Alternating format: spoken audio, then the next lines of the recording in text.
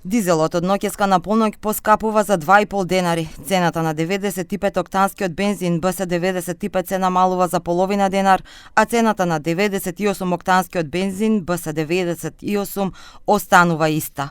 Пресметките на регулаторната комисија не се совпаднаа со тие на владата, која очекуваше бензините да поевтинат, а цената на дизелот да остане иста.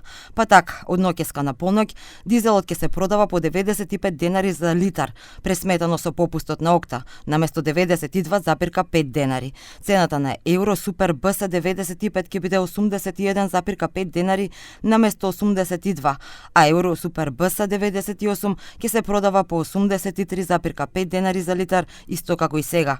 Ваква е математиката кога ќе се вкалкулираат сите мерки и попусти врз крајниот ефект на цените.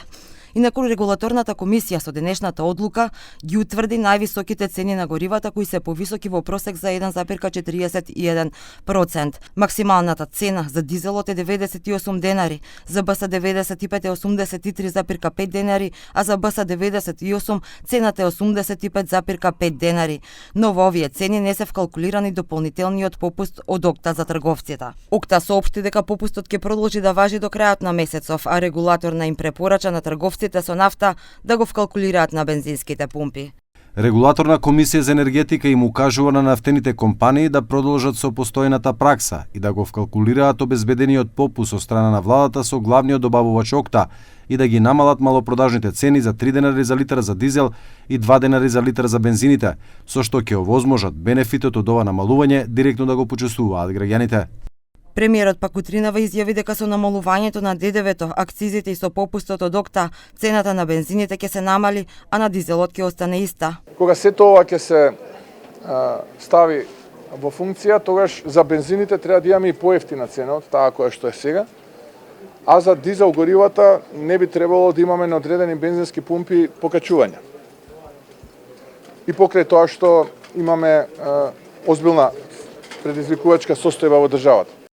Мицкоски кажа дека дневните загуби врз буџетот се мерат во најмалку милиони евра дневно поради мерките за намалување на ДДВ-то и акцизите и дека доколку состојбите се влошат, се размислува и за намалување на ДДВ и замрзнување на цени и маржи на храната за да се спречи инфлаторен шок.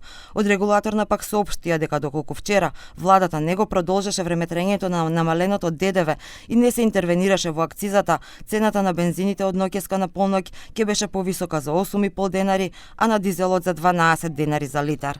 Инаку, од почетокот на конфликтот на Блискиот Исток, цената на дизел горивото кај нас се покачена за околу 24 денари или од 71 на 95 денари за литар. Експертите, бизнисот и земјоделците алармираа дека се потребни дополнителни мерки за да се заштитат граѓаните и за нафтениот шок да не се прелее врз храната. Премиерот пак кажа дека инфлацијата ќе расте и очекува да изнесува од 4 до 5%.